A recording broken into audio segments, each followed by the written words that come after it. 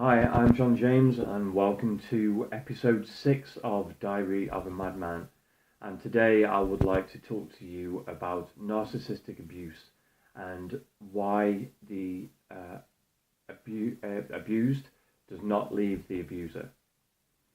One of the reasons that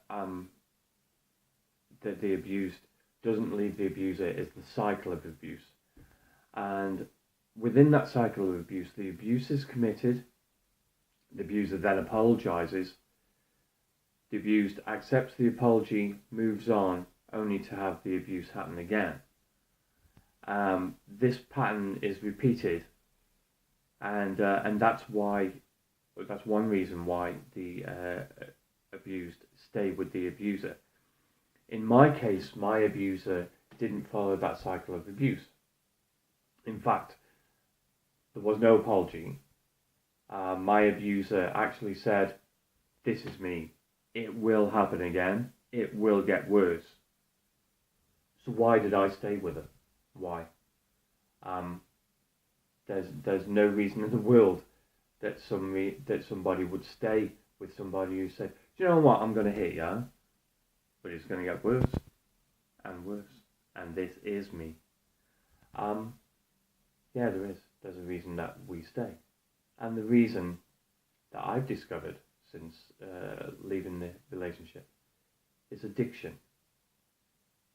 Yeah, you can become addicted to a person.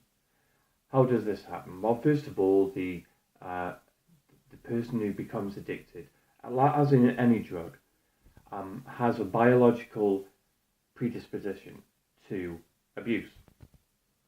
Now, this is not a defect in anybody, it's just the way that our bodies are made.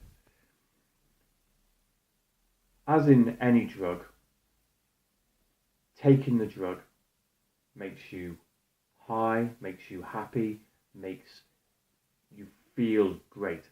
And the reason you become addicted is you want that good feeling again, you want to feel great again. So you take the drug again and you feel great.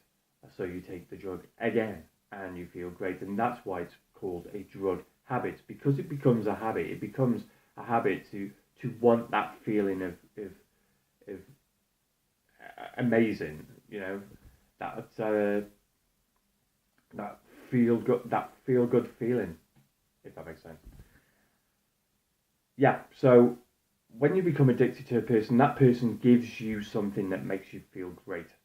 In my case, I've been in an 18-year marriage, excuse me, and the last few years of my marriage, when there was no intimacy, and I longed for that intimacy. I longed for somebody to fancy me again, I guess. Somebody to want me again, physically want me again. And my abuser knew that because I told her everything about myself. So that's her starting point, you see. That's where she starts from. The abuser knows what they're doing. The abuser is the narcissistic abuser is very, very clever. Very clever. And that was her starting point. So she gave me, in abundance, everything that I wanted. Sexual appetite was beyond belief. She gave me praise about everything. She treated me amazing, and I became addicted. Increase in serotonin meant that I was longing for that again, and that carried on for some time. And because I mentioned before that you have a biological predisposition to addiction, that's what I wanted again. So I'd take that to make me feel good. I'd take that to make me feel good. I'd take that to make me feel good. And she'd give. But then comes the abuse.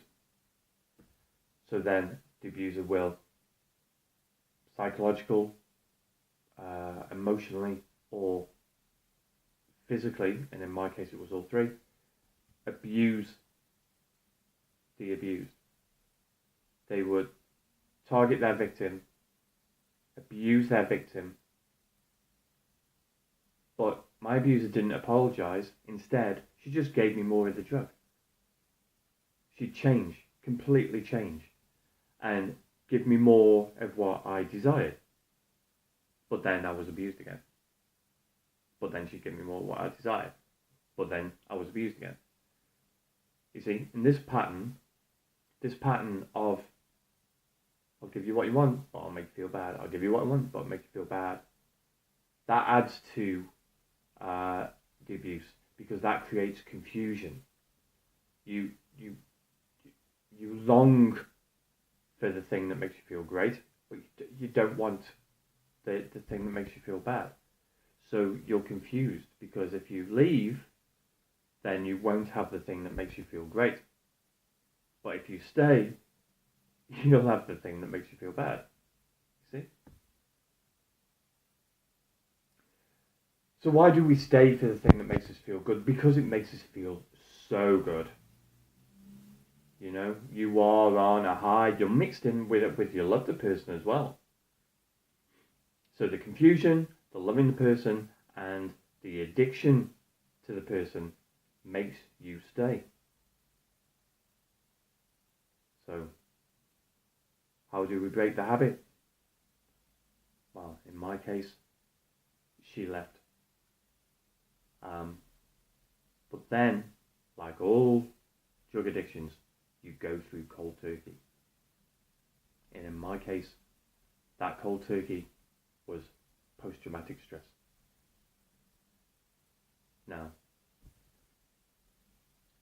it's bad.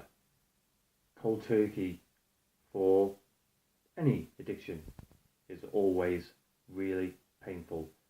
For abuse, that withdrawal, that cold turkey, I guess, can go on for years.